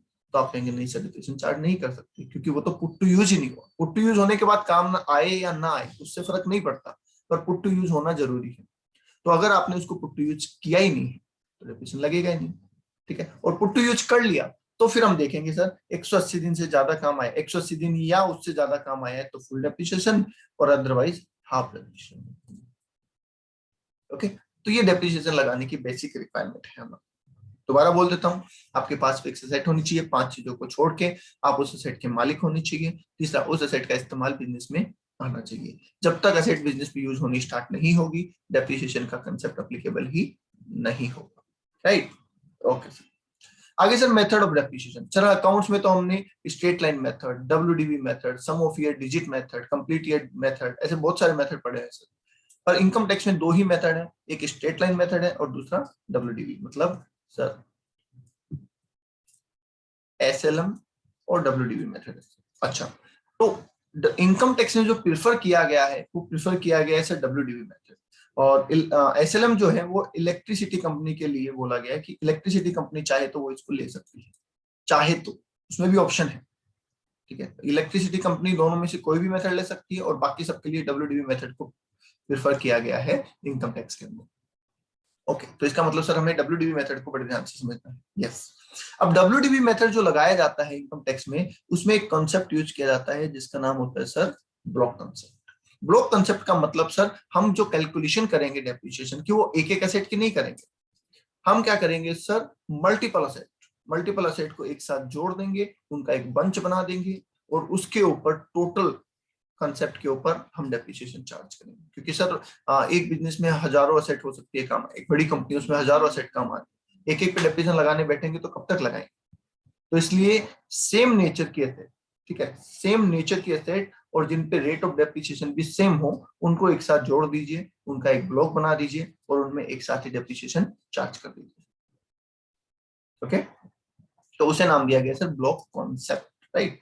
ठीक है, तो आगे लिखा भी है, ब्लॉक का मतलब होता है sir grouping of asset, asset को ग्रुप कर देना। ग्रुपिंग कैसे करेंगे सर, या सेम नेचर ऑफ असेट हो, सेम रेट ऑफ डेप्रिसिएशन हो, अगर ये दोनों रिक्वायरमेंट फुलफिल होती है तो ग्रुपिंग कर देंगे और उस ग्रुपिंग को हम क्या बोलेंगे, ब्लॉक कॉन्सेप्ट बोलेंगे, राइट। ठीक है, अब यहाँ पे मैंने क्लास में आपको एक चीज कही थी कि सर जब हम ब्लॉक कॉन्सेप्ट पढ़ रहे होते हैं तब हमें इंडिविजुअल असेट से कोई मतलब नहीं होता है, हम ग्रुप में ही बात करते हैं, ब्लॉक की बात करते हैं, ब्लॉक पे ही डेप्रिसिएशन लगाते हैं, ब्लॉक में जो बेचने का होता है वो ट्रीटमेंट करते हैं, सारी बातें ब्लॉक की करते हैं, इंडिविजुअल असेट की कोई बात नहीं करते। सिर्फ इतना देखने के लिए इंडिविजुअल असेट काम में लेते हैं कि वो 180 दिन से ज्यादा काम आई है या कम काम आई है, बस 180 डेज और मोर है या up to less than 180 days, उसके अलावा इंडिविजुअल असेट का कोई लेना देना नहीं है। ओके, आगे बात आती है कि सर जब आप ब्लॉक कंसेप्ट लगा रहे होते हैं तो आप डेप्रिसिएशन कैसे चार्ज करते हैं। तो देखिए उसका फॉर्मेट हमारा इस प्रकार से है कि ओपनिंग WDV लेते हैं सर हम, उसमें हम परचेज ऐड कर देते हैं। अब परचेज का मतलब सिर्फ परचेज नहीं है, परचेज का मतलब बिजनेस में आप कोई भी एसेट लेके आए हैं वो सब यहाँ पे आ जाती है। ठीक है, अब एडिशन वर्ड का इस्तेमाल भी आप यहाँ पे कर सकते हैं, क्योंकि बिजनेस में असेट लाने के कई तरीके हो सकते हैं। आप परचेज करके ला सकते हैं, आप कंस्ट्रक्शन कर सकते हैं, आप पर्सनल असेट को बिजनेस में ला सकते हैं, ठीक है, आप एक्सचेंज करके असेट को बिजनेस में ला सकते हैं, आप साइंटिफिक रिसर्च में जो असेट काम आई थी उसको बिजनेस में ला सकते हैं, ऐसे कई तरीके हो सकते हैं। तो उन सारे तरीकों से किसी भी तरीके से अगर बिजनेस में असेट आई है तो उसको आप यहाँ पे ऐड कर देंगे, राइट। ठीक है, अगर इस साल कोई भी असेट उस ब्लॉक में से गई है, अब सर गई कैसे, या तो हमने बेचा होगा या हमने डिस्पोज किया होगा या डैमेज हो गई होगी, कोई भी तरीका हो, असेट अगर जा रही है तो हम उसको लेस कर दें और उसके बदले में जो कुछ मिला, स्क्रैप वैल्यू मिला तो स्क्रैप वैल्यू, डिस्पोजेबल वैल्यू मिला डिस्पोजेबल वैल्यू, सेल प्राइस मिला सेल प्राइस, डैमेज के केस में इंश्योरेंस क्लेम मिला तो इंश्योरेंस क्लेम। तो जो असेट, अब ध्यान से सुनना, ये थी सर हमारी ओपनिंग, ये हमारे पास सर आया, अब आया जिस भी वैल्यू पे आया तो ले लो, गया जिस भी वैल्यू पे गया वो लेस कर दो, लो जी। तो ये बच जाती है हमारे पास at the year end asset, at the year end हमारे पास सर इतनी असेट है और हमें तो इस पे डेप्रिसिएशन लगाना है, दैट्स इट, क्या आया क्या गया उससे मतलब नहीं है। ठीक है, नेट ये बचा, इस पे डेप्रिसिएशन लगाना है। अब इस पे डेप्रिसिएशन दो तरीके का लगाएंगे सर हम, एक नॉर्मल डेप्रिसिएशन लगाएंगे और एक एडिशनल डेप्रिसिएशन लगाएंगे। ठीक है, कंसेप्ट वही रहेगा, 180 डेज और सर मोर काम आई है तो फुल डेप्रिसिएशन लगेगा और लेस देन 180 डेज काम आई है सर तो हाफ डेप्रिसिएशन लगेगा, चाहे वो नॉर्मल डेप्रिसिएशन की बात हो और चाहे वो एडिशनल डेप्रिसिएशन की बात हो, दोनों के अंदर सेम कंसेप्ट काम करता है यहाँ पे कि 180 दिन या उससे ज्यादा है तो सर फुल लगाएंगे और 180 दिन या उससे कम है तो सर हाफ लगाएंगे। दोनों डेप्रिसिएशन लेस करने के बाद जो वैल्यू बचेगी उसको हम कहेंगे सर क्लोजिंग WDV। एक बार बता दीजिए, यहां तक क्लियर है, यहाँ तक क्लियर है? यस सर, यहाँ तक क्लियर है। आगे देखिए, अब देखो आगे, आगे इन्हीं टर्म्स को, ये जो टर्म्स थे ना सर, परचेज सेल, इन्हीं को आगे डिफाइन किया गया है फर्दर। तो देखिए क्या है, हमें बोला गया कि सर जो असेट हम बिजनेस के अंदर लेके आएंगे, जो असेट हम बिजनेस के अंदर लेके आएंगे उसकी कुछ वैल्यू होगी, किस वैल्यू पे उसको बिजनेस में ऐड करेंगे, तो उसके लिए बोला गया सेक्शन 43 सबसेक्शन 1। कौन सा सेक्शन बोला गया, सेक्शन 43 सबसेक्शन 1।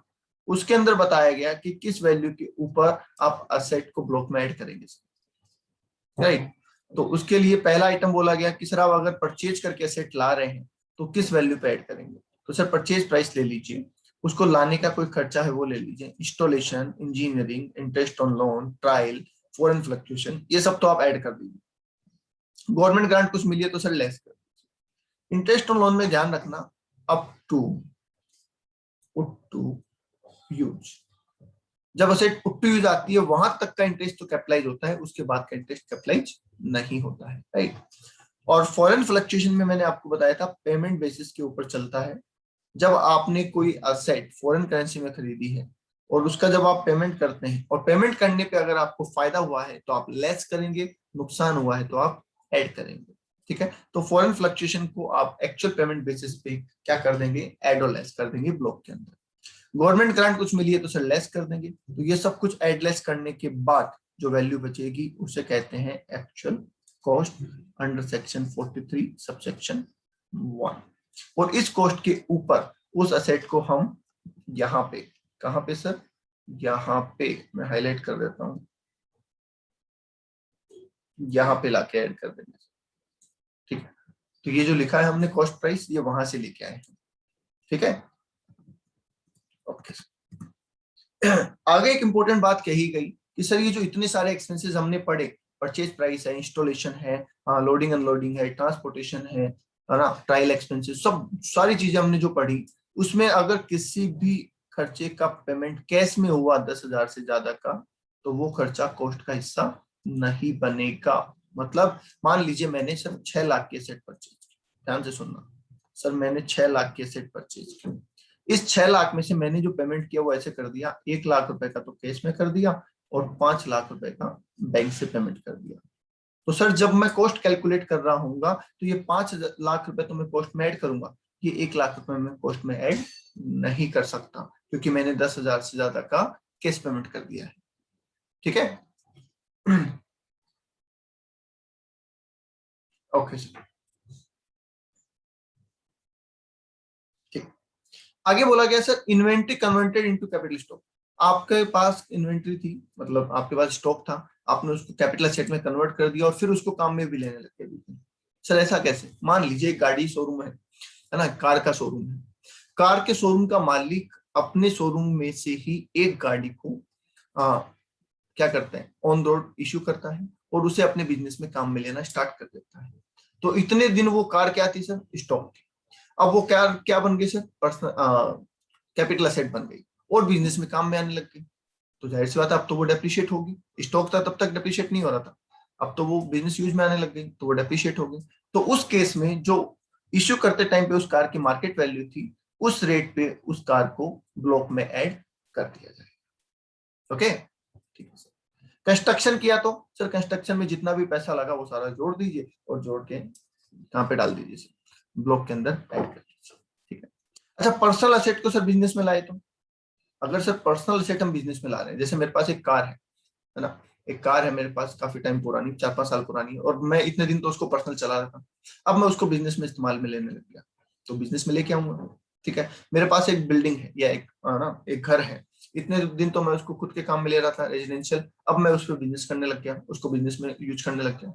तो ऐसी एसेट जब बिजनेस में यूज में आने लग जाती है तो हमें ब्लॉक में ऐड करना पड़ेगा, जाहिर सी बात है, क्योंकि ब्लॉक में जब तक ऐड करेंगे नहीं डेप्रिसिएशन लगेगा नहीं, ठीक है। तो सारी चीजें जुड़ी हुई आपस में। पहले कार पर्सनल थी तो हमें उससे कोई मतलब नहीं था, अब वो कार बिजनेस में आई तो हमें उसको ब्लॉक में ऐड करना है, और ब्लॉक में ऐड करना है तो वैल्यू पता करनी पड़ेगी कि किस वैल्यू पे ऐड करें। तो उसके लिए सेक्शन बनाया गया explanation number 5 to section 43(1), section वही है 43(1), उसका जो एक्सप्लेनेशन नंबर 5 है वो इस बारे में डिफिनेशन दे रखा है, मतलब वो इस बारे में डिफाइन करता है। उसने क्या कहा कि सर जितनी कॉस्ट आपकी एक्चुअल लगी थी जब आपने एसेट परचेज करी थी वो ले लीजिए, और आज तक का नॉशनल डेप्रिसिएशन, मतलब जिस साल आप उसको बिजनेस में ला रहे हैं उसके पहले के 31 मार्च तक का नॉशनल डेप्रिसिएशन लेस कर दीजिए, ठीक है। फॉर एग्जांपल आज है सर 10 मई है, आज अगर मैं कोई एसेट बिजनेस में लेके आता हूँ, आज मैं अगर कोई एसेट बिजनेस में लेके आता हूँ जो मेरी पर्सनल है, तो मैं 31 मार्च 2021 तक का नॉशनल डेप्रिसिएशन उस पर लगाऊंगा, और उसके बाद जो वैल्यू बचेगी उस वैल्यू पे उसको इस साल के ब्लॉक में ऐड करूंगा। जब इस साल के ब्लॉक में ऐड करूंगा तो इस साल का डेप्रिसिएशन तो ऑटोमेटिक लग ही जाएगा ना, इस साल का डेप्रिसिएशन तो ब्लॉक में ऑटोमेटिक लग ही जाएगा। तो इसलिए मैंने पिछले 31 मार्च तक का डेप्रिसिएशन लगाया, ठीक है। कई लोग कहेंगे सर आज लाए तो आज तक का डेप्रिसिएशन लगना चाहिए था, पीछे तक का क्यों लगाया? अरे भाई अभी 1 अप्रैल से लेके आज तक का जो डेप्रिसिएशन है वो तो इस साल लग ही जाएगा ना, तो इसलिए उसको नहीं हम कंसिडर कर रहे हैं, हम पिछले 31 मार्च तक को कंसिडर कर रहे हैं। ठीक है, तो एक्चुअल कॉस्ट में से नोशनल डेप्रिसिएशन लगा देंगे जो पिछली डेट है उसमें। ठीक है, अब ये जो कंसेप्ट है, ये काम की बात है, ये कंसेप्ट सिर्फ बिल्डिंग पे एप्लीकेबल है। मतलब अगर मैं अपना ऑफिस, अपनी रेजिडेंशियल बिल्डिंग, उसको पर्सनल से बिजनेस में लाता हूं तब तो ये कंसेप्ट काम करेगा।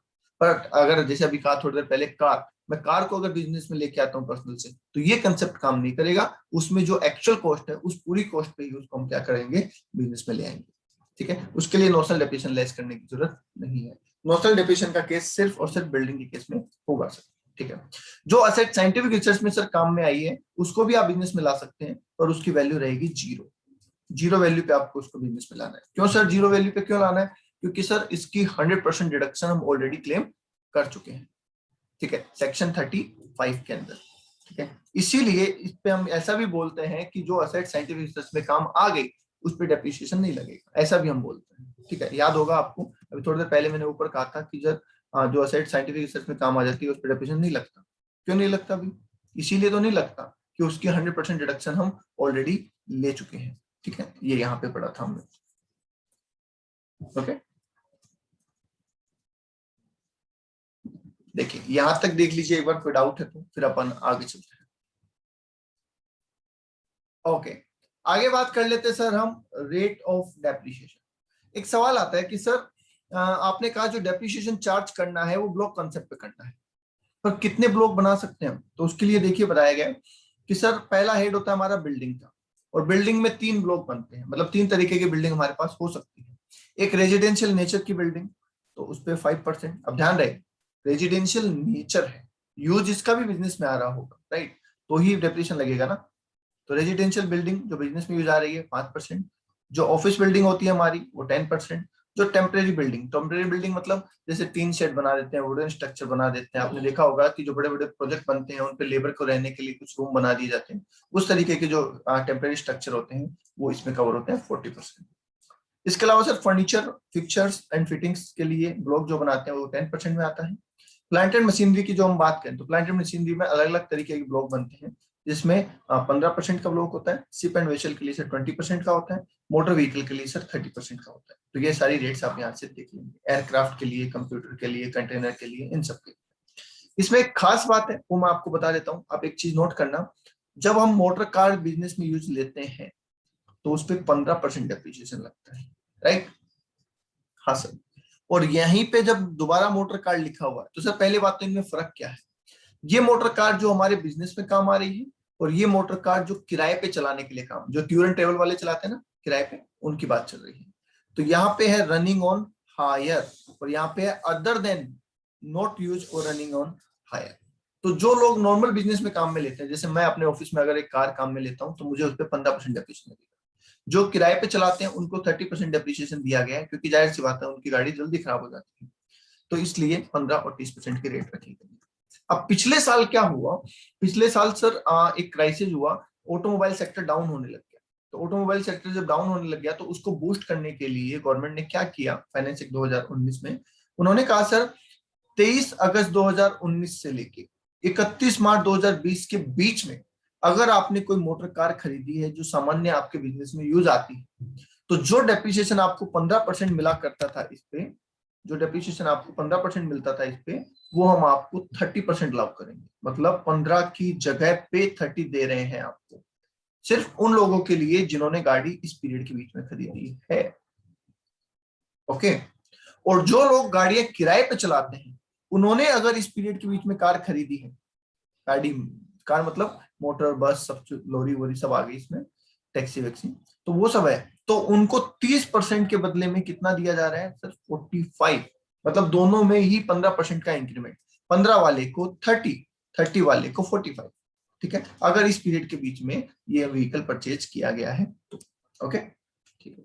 इसके अलावा सर कोई इंटेंजिबल एसेट आपके पास? Sir copyright, trademark, patent, know how, license. कई लोग क्या इंटेंजिबल का नाम सुनते हैं गुडविल से स्टार्ट करते हैं, पर ध्यान रखें गुडविल पे डेप्रिसिएशन नहीं लगता है, इसलिए गुडविल का नाम यहाँ ना लें। यहाँ पे copyright, trademark, patent, know how, licence, bloom hours, road permit, वो सब चीजों का आप नाम ले सकते हैं, और वो 25% की रेट से सर डेप्रिशिएट होते हैं।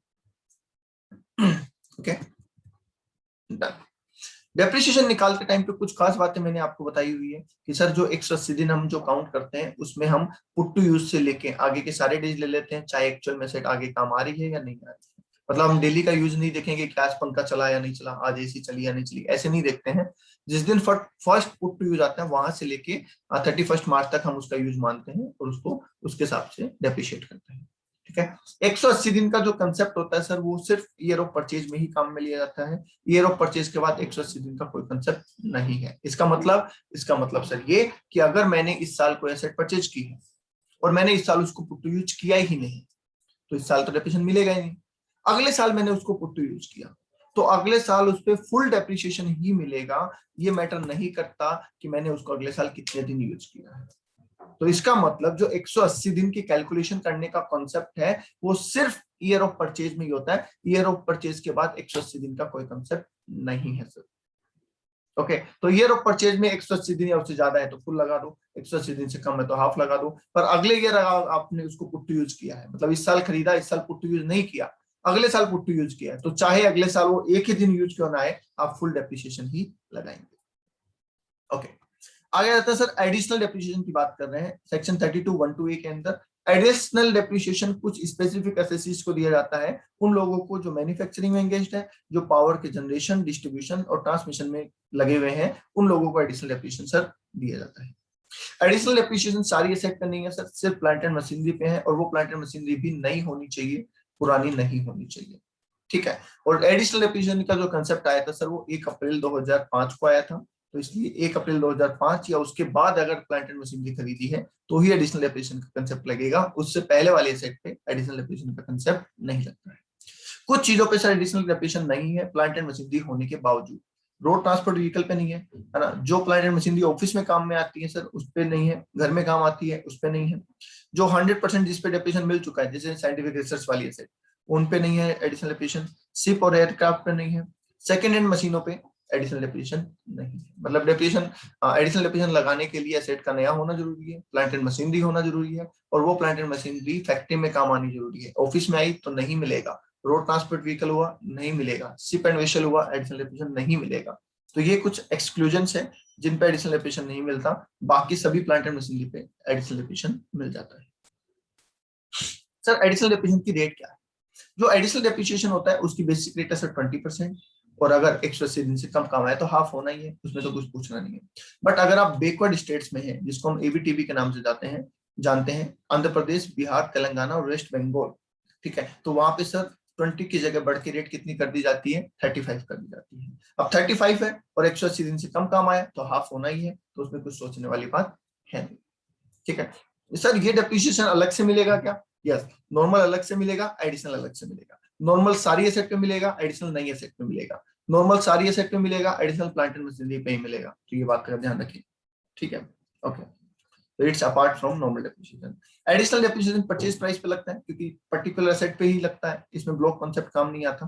तो पर्टिकुलर एसेट पे लगाना तो परचेज प्राइस पे आप लगा देंगे। ठीक है, जिस साल परचेज किया उसी साल पुट टू यूज किया, है ना, जिस साल परचेज किया उसी साल एडिशनल डेप्रिसिएशन मिलता है, बाद में हर साल एडिशनल डेप्रिसिएशन नहीं मिलता। बट अगर आप हाफ डेप्रिसिएशन ही ले पाए क्योंकि आपने 180 दिन से कम इस्तेमाल किया था, तो बचा हुआ डेप्रिसिएशन आप अगले साल क्लेम कर सकते हैं।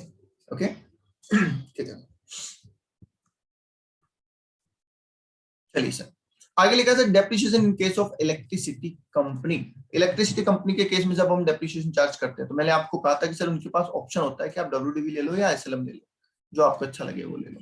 पर एक बार आपने जो मेथड चूज कर लिया फिर आप उसी पे डेप्रिसिएशन चार्ज करेंगे, चेंज नहीं करेंगे मेथड। तो एसएलएम और डब्ल्यूडीवी का ऑप्शन है आपके पास में। एक बार ऑप्शन लिया सर, चेंज नहीं हो सकता। डेप्रिसिएशन जो हम डब्ल्यूडीवी पे अगर लगाएंगे, अगर इन्होंने डब्ल्यूडीवी सिलेक्ट किया तो अभी जो ऊपर हम कंसेप्ट पढ़ के आए हैं वही इनके ऊपर भी एप्लीकेबल हो जाएगा, तो अलग से कुछ पढ़ने की जरूरत ही नहीं है। बट अगर इन्होंने एसएलएम सिलेक्ट किया तो डेप्रिसिएशन लगाने का फॉर्मूला ऐसा होगा, cost minus scrap upon life. ठीक है, cost minus scrap upon life basic formula है। तो इसके हिसाब से हम डेप्रिसिएशन लगा देंगे और हर साल इक्वल डेप्रिसिएशन चार्ज होगा, ये हम बेसिकली जानते हैं।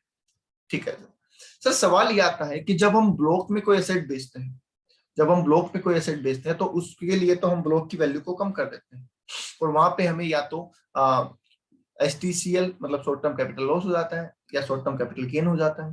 तो वो सारी चीजें हो जाती है। यहाँ पे अगर हमने एसेट को बेचा तो क्या होगा, ठीक है। तो सर यहाँ पे अगर हमने एसेट को बेचा तो क्या होगा, देखिए अगर हमने WDV मेथड लिया तो ब्लॉक कॉन्सेप्ट लगा देंगे और ब्लॉक कॉन्सेप्ट के हिसाब से ही ट्रीटमेंट कर देंगे। बट अगर हमने SLM मेथड लिया और बाद में हमने कोई एसेट बेची, तो ये बहुत अच्छा पॉइंट है, इसको बड़े ध्यान से समझ लेना। तो उस केस में क्या होगा सर, जिस दिन हम एसेट बेच रहे हैं सबसे पहले हम उस दिन की बुक वैल्यू निकालेंगे, जिसको आप WDV भी कह सकते हैं, ठीक है। जिस दिन हम एसेट बेच रहे हैं सबसे पहले हम उस दिन की बुक वैल्यू या WDV निकालेंगे, क्योंकि उसी से तो फायदा या नुकसान पता चलेगा। अब अगर हमने उस बुक वैल्यू या WDV से कम प्राइस पे एसेट को बेच डाला तो जाहिर सी बात है नुकसान हो गया भाई। आज की जो वैल्यू है उससे भी अगर मैं कम पे बेच देता हूं तो नुकसान हो गया मुझे। तो वो नुकसान टर्मिनल डेप्रिसिएशन के नाम से जाना जाएगा और वो इस साल का लॉस हो जाएगा, हम उसे इस साल चार्ज कर देंगे और किस्सा खत्म, ठीक है। तो एसेट भी चली गई, घाटा हो गया, घाटे को चार्ज कर दो P&L से, किस्सा खत्म। तो उसको नाम दिया गया है टर्मिनल डेप्रिसिएशन, मतलब आखिरी डेप्रिसिएशन, ठीक है। ओके सर, अगर sir sale price book value से ज्यादा हुई तो सर फिर तो प्रॉफिट होगा, यस। अब प्रॉफिट कितना होगा उसकी भी दो कैटेगरी है। सर सेल प्राइस जो है बुक वैल्यू से तो ज्यादा है पर ओरिजिनल कॉस्ट से कम है, या फिर सेल प्राइस बुक वैल्यू से भी ज्यादा है और ओरिजिनल कॉस्ट से भी ज्यादा है, ठीक है। अब यहाँ पे हमारा एक डीम्ड कंसेप्ट का रूल आता है, वो ये कहता है कि आज तक जितना एक्सपेंसेस आपने BNP चैप्टर से चार्ज किया है इन फॉर्म ऑफ डेप्रिसिएशन, अगर आपको उस एसेट से फायदा होता है तो पहले उतना अमाउंट आप BNP चैप्टर को लौटाइए, ठीक है। मतलब मान लीजिए मैंने आज तक इसमें 2 लाख का डेप्रिसिएशन लगा दिया, तो अब जब बेचने पे मुझे फायदा होगा तो पहले 2 लाख रुपए में बिजनेस इनकम मानूंगा, क्योंकि मैं आज तक 2 लाख रुपए का बिजनेस एक्सपेंसेस मान चुका हूं। तो पहले मैं उसको रिवर्स करूंगा, उसके ऊपर अगर मुझे कुछ बचता है तो फिर वो कैपिटल गेन में जाएगा, समझ गए। अगर असेट को बेचने से हमें कुछ फायदा हो रहा है तो पहले बिजनेस में जो हमने खर्चा डाला था डेप्रिसिएशन के नाम पे उसको रिवर्स करेंगे, उसको डीम्ड इनकम मानेंगे, और उससे भी ज्यादा अगर बेनिफिट होता है तो वो कैपिटल गेन में जाएगा। तो देखिए क्या बोला, ध्यान से सुन लीजिए। सेल प्राइस बुक वैल्यू से ज्यादा है, ठीक है, पर ओरिजिनल कॉस्ट से कम है। अब ओरिजिनल कॉस्ट से कम है तो यहाँ पे कैपिटल गेन का तो कोई कंसेप्ट ही नहीं आएगा, तो जो भी इनकम होगी वो सारी बिजनेस इनकम हो जाएगी, ठीक है। अब यहाँ पे बोला sir sale price book value से ज्यादा है और ओरिजिनल कॉस्ट से भी ज्यादा है, तो ओरिजिनल कॉस्ट से ज्यादा जो मिला sale price minus original cost, तो वो तो हो गया सर कैपिटल गेन, ठीक है। और ओरिजिनल कॉस्ट से लेके बुक वैल्यू के बीच में, मतलब जो आज की वैल्यू है और जो ओरिजिनल कॉस्ट थी, उन दोनों के बीच का जो डिफरेंस है सर वो बिजनेस इनकम है, क्योंकि इतनी ही एग्जेम्पशन हमने आज, इतनी ही डिडक्शन हमने आज तक ली है इन फॉर्म ऑफ डेप्रिसिएशन। तो इसका मतलब सीधा सीधा ये है कि आज तक हमने जितना डेप्रिसिएशन सर लगाया है उतने डेप्रिसिएशन के बराबर हम बिजनेस इनकम ट्रीट कर रहे हैं, ठीक है। ओके, चलिए सर नेक्स्ट पॉइंट है, बस इतना ही करेंगे आज, यहाँ तक अनअब्जॉर्ब्ड डेप्रिसिएशन का 2 पॉइंट लास्ट है वो देख लीजिए, बाकी करेंगे next class. Sir change in ownership, change in ownership का मतलब क्या है सर, 2 तरीके से चेंज होता है ओनरशिप में। एक, मैंने एसेट आपको बेच दिया तो बहुत आसान है, मैं अपने ब्लॉक में से कम कर दूंगा, आप अपने ब्लॉक में बढ़ा दो। जब मैं अपने ब्लॉक में कम करूंगा तो मैं डेप्रिसिएशन चार्ज नहीं कर रहा उसमें, और जब आप अपने ब्लॉक में ऐड कर रहे हैं तो आप डेप्रिसिएशन चार्ज कर रहे हैं, ठीक है। तो अगर एसेट की ओनरशिप ट्रांसफर होती है ड्यू टू सेल तो खरीदने वाला डेप्रिसिएशन लगाएगा, बेचने वाला डेप्रिसिएशन नहीं लगाएगा, ठीक है। दूसरा तरीका क्या हो सकता है सर, दूसरा तरीका हो सकता है सर अमलगमेशन के थ्रू, डीमर्जर के थ्रू या सक्सेशन के थ्रू। अगर आपने ओनरशिप चेंज की है, ठीक है, मतलब एक कंपनी के पास एसेट थी, एक कंपनी का अमलगमेशन बी कंपनी के साथ हो गया, तो एक कंपनी की सारी एसेट बी के पास चली गई, ठीक है। इन दैट केस क्या होगा, इन दैट केस उस एसेट पे जो डेप्रिसिएशन है, इन दैट केस उस एसेट पे जो डेप्रिसिएशन है वो दोनों लोगों को मिलेगा, वो दोनों लोगों को मिलेगा, क्योंकि सर इस कंपनी का जब अमलगमेशन हुआ उस कंपनी के साथ तो इस कंपनी की एसेट उस कंपनी में गई, साथ ही साथ इस कंपनी के शेयर होल्डर भी उस कंपनी में चले, ठीक है। तो इसलिए हम मालिक चेंज नहीं हुआ है, मालिक भी साथ में गया है, तो दैट्स व्हाई हम दोनों को डेप्रिसिएशन दे रहे हैं, जिसने ट्रांसफर किया है उसको भी, जिसका अमलगमेशन हो रहा है उसको भी, और जो अमलगमेट कर रहा है उसको भी, दोनों को देंगे। तो इन दैट केस क्या होगा सर, सबसे पहले हम नॉर्मली डेप्रिसिएशन कैलकुलेट करेंगे कि अगर कुछ नहीं हुआ होता तो डेप्रिसिएशन कितना होता, और उसके बाद में हम परचेजर को और वेंडर को दोनों को डेप्रिसिएशन अलाउ कर देंगे in proportion of number of day use, जिसने जितना इस्तेमाल किया। अब मान लीजिए सर 1 अप्रैल यहाँ पे है और 31 मार्च यहाँ पे एक असेट पड़ी थी पहले से 6 लाख रुपए की, और यहाँ पे सर क्या हो गया, अमलगमेशन हो गया। ठीक है, तो इतना डेप्रिसिएशन अमलगमेटिंग कंपनी को मिल जाएगा और इतना डेप्रिसिएशन अमलगमेटेड कंपनी को मिल जाएगा। तो नंबर ऑफ डेज निकाल लीजिए और 365 से डिवाइड करके कैलकुलेट कर दीजिए। ठीक है, तो जितने time asset total use I है पूरे साल में उससे डिवाइड कर दीजिए और जिसने जितना काम में लिया है उसको उससे मल्टीप्लाई कर दीजिए। ठीक है, तो in short number of days जितना यूज लिया है अमलगमेटिंग ने, अमलगमेटेड ने, डिमर्ज ने, रिजल्टिंग ने, सक्सेशन करने वाली फर्म ने और कंपनी ने, तो उनको क्या होगा, proportion of number of day use में अलाउ कर दिया जाएगा। ठीक है, चलिए आज का लास्ट पॉइंट है सर हमारा अनअब्जॉर्ब्ड डेप्रिसिएशन। क्या है सर अनअब्जॉर्ब्ड डेप्रिसिएशन? अगर मान लीजिए सर मेरे पास प्रॉफिट कम पड़ जाते हैं इस साल, मैंने डेप्रिसिएशन तो कैलकुलेट कर लिया according to income tax act 1961 section 32, पर मेरा प्रॉफिट कम है, डेप्रिसिएशन ज्यादा है। अब क्योंकि हम जानते हैं कि डेप्रिसिएशन तो एक सीक्रेट रिजर्व है, ठीक है, डेप्रिसिएशन कोई एक्सपेंसेस तो है नहीं या कोई कैश आउटफ्लो तो है नहीं उसमें, वो तो सर नॉन कैश आइटम है। तो मैं नहीं चाहता कि डेप्रिसिएशन की वजह से मेरा जो अकाउंट्स है, मेरा जो प्रॉफिट है वो लॉस में कन्वर्ट हो जाए, तो मैं डेप्रिसिएशन को उतना ही लेस करूंगा जितना मेरे पास प्रॉफिट है। ठीक है, मैं उसको लॉस में नहीं लेके जाऊंगा। तो जो डेप्रिसिएशन अनअब्जॉर्ब्ड रह जाता है due to insufficiency of profit, उसे नाम दिया जाता है अनअब्जॉर्ब्ड डेप्रिसिएशन। मतलब कि सर वो लॉस रह गया ड्यू टू अनसफिशिएंट प्रॉफिट, प्रॉफिट कम होने की वजह से, तो उसे नाम दिया जाता है सर अनअब्जॉर्ब्ड डेप्रिसिएशन।